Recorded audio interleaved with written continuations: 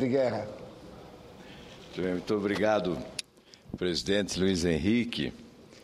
Bons tempos aqueles, boa lembrança.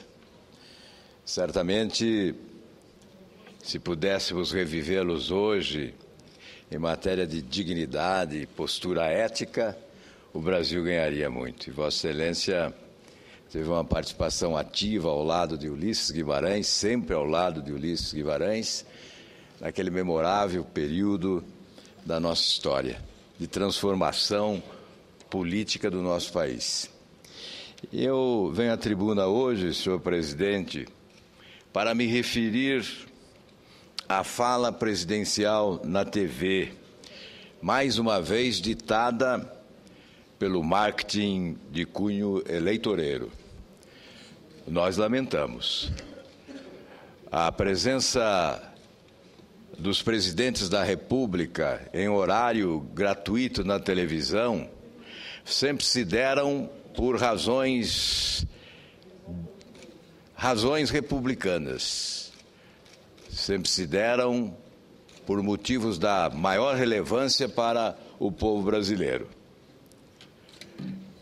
E quase nunca ocorreram com objetivos de natureza eleitoreira. Nos últimos anos, a reincidência em matéria de ocupação de um espaço público, com o dinheiro público, com o poder da máquina pública para alcançar objetivos eleitoreiros. Em cadeia nacional de rádio e TV, que foi ao ar na última sexta-feira, a presidente Dilma utilizou a homenagem ao Dia Internacional da Mulher para anunciar a desoneração da cesta básica. Ela se esqueceu de dizer que o PSDB propôs exatamente isso há pelo menos 6 meses, mas ela vetou. A apropriação indébita tem sido também hábito nos últimos tempos no país. Pelo menos nos últimos 10 anos, a repetição do fato. Apropriam-se de fatos ou de feitos anteriores. Em setembro de 2012, a presidente da República vetou a emenda proposta pelo PSDB, pelo líder Bruno Araújo, na Câmara dos Deputados, aprovada pelo Congresso, que previa a desoneração da cesta básica. É risível alegar que a presidente Dilma alterou a composição da cesta básica, por exemplo, ao incluir produtos de higiene e limpeza. O texto aprovado pelo Parlamento em 2012 isentava de impostos a cesta básica e delegava poderes à Sua Excelência para definir por decreto a composição da cesta básica. Essa é a verdade, sem sofismas e sem falácias. É preciso dizer que, nos últimos anos, nós estamos nos acostumando a constatar que a avaliação de um governo se dá não pelos seus feitos, realizações, resultados, e sim pela belíssima propaganda institucional no rádio e na TV, iludindo a opinião pública do país. Ainda agora, há um institucional maravilhoso que aborda a eliminação da pobreza. A pobreza está sendo combatida por decreto e pela propaganda na televisão. E nós precisamos fazer justiça em relação a programas essenciais que reduziram a pobreza no país.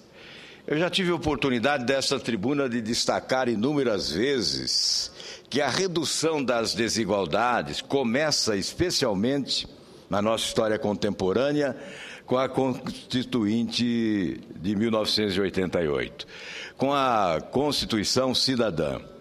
Ressaltei já que é preciso chamar a atenção sobre avanços e conquistas a partir de 5 de outubro de 88.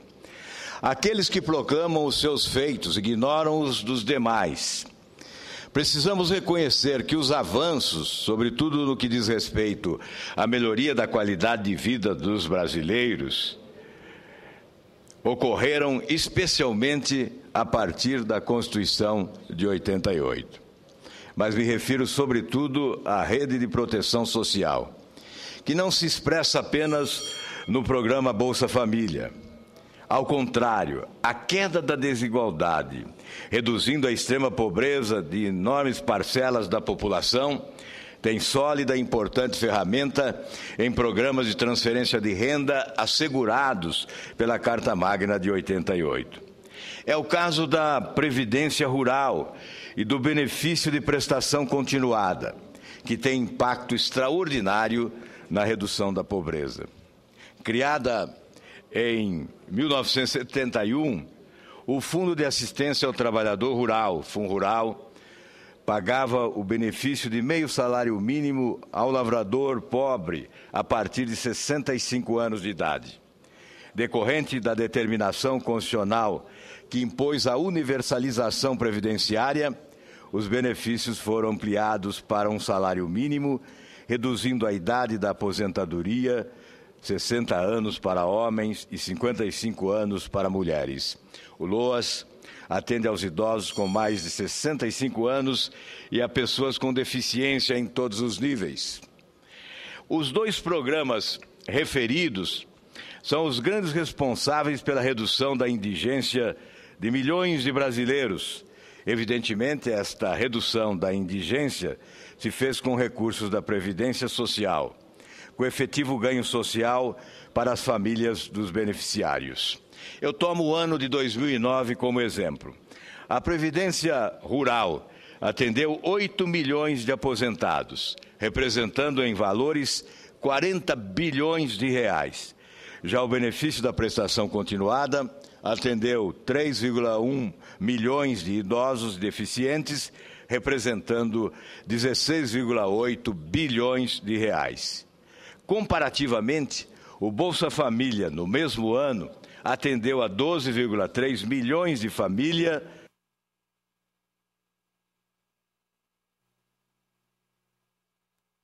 Senador Cacildo, na segunda-feira o horário de liderança é maior, é 20 minutos.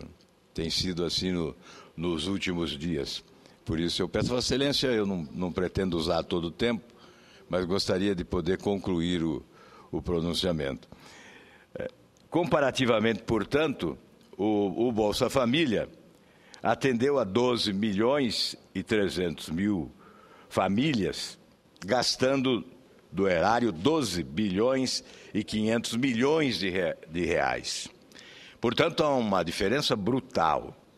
A diferença de valores decorre da realidade da assistência social variar no Bolsa Família de R$ 22 a R$ 200 por família beneficiada, enquanto nos dois outros programas o valor do benefício corresponde ao salário mínimo. Portanto, vamos aos números.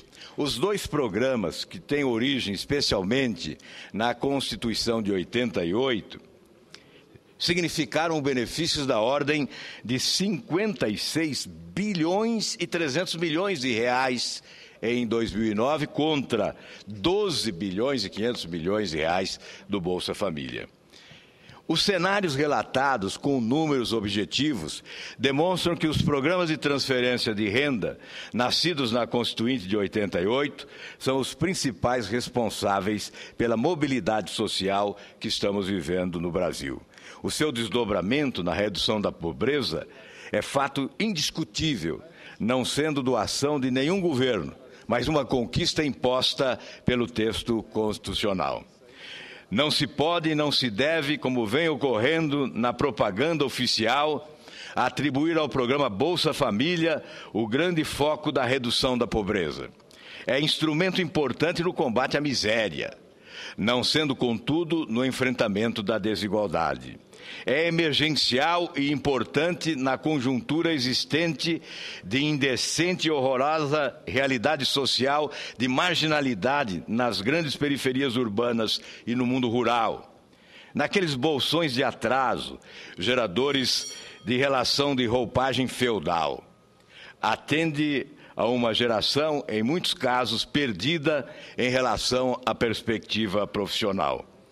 Nos filhos, no entanto, é que reside a esperança. Daí ser fundamental a obrigatoriedade da matrícula escolar. Vale recordar que o Bolsa Família é a unificação do Bolsa Escola, Bolsa Alimentação e Auxílio Gás, criados na Comunidade Solidária, pela saudosa Ruth Cardoso. Na sua origem, a Bolsa Escola condicionava a frequência mensal mínima de 85% de cada aluno, extinguindo-se quando atingisse 15 anos. A Bolsa Alimentação determinava que a mãe fizesse consultas pré-natal, vacinação da criança recém-nascida, acompanhamento do peso, e o programa se extinguiria quando a criança chegasse aos 4 anos de idade. Hoje, essas contrapartidas são relativizadas, não existindo um calendário para a porta de saída dos atuais beneficiários. O seu aperfeiçoamento é fundamental e a sua existência não pode ser questionada. Infelizmente, o uso demagógico e populista do programa vem gerando resistências injustificáveis a um programa de indiscutível valor social, até porque a fome e a miséria agridem a dignidade humana. O benefício recebido é mínimo e atinge o nível de pura sobrevivência. Lamentavelmente, no Brasil, a miséria foi transformada em bandeira eleitoral. É essa ação equivocada e demagógica que oferece argumentos injustos de desqualificação do programa. Ao lado do prefeito de Campinas, José Roberto Magalhães Teixeira, foi o senador Cristóvão Buarque, aqui em Brasília, que deu a largada para esse programa hoje tão debatido, tão discutido. É preciso fazer com que essa rememoração dos fatos coloque as coisas no seu devido lugar. A quem honra, honra. A quem faz justiça, a justiça. É chegada a hora, senhor presidente, estou concluindo, de reafirmarmos que muitos brasileiros contribuíram na vida pública ou na vida privada para que esse país se desenvolvesse e produzisse os avanços que alcançamos. Especialmente o Plano Real é marco histórico nas transformações sociais desse país e é impossível ignorá-lo. Os inconformados é que promovem mudanças e não há por que se conformar com os avanços alcançados. Há sim por que se preocupar com novos e necessários avanços que se constituem em exigência da sociedade brasileira. Muito obrigado, senhor presidente.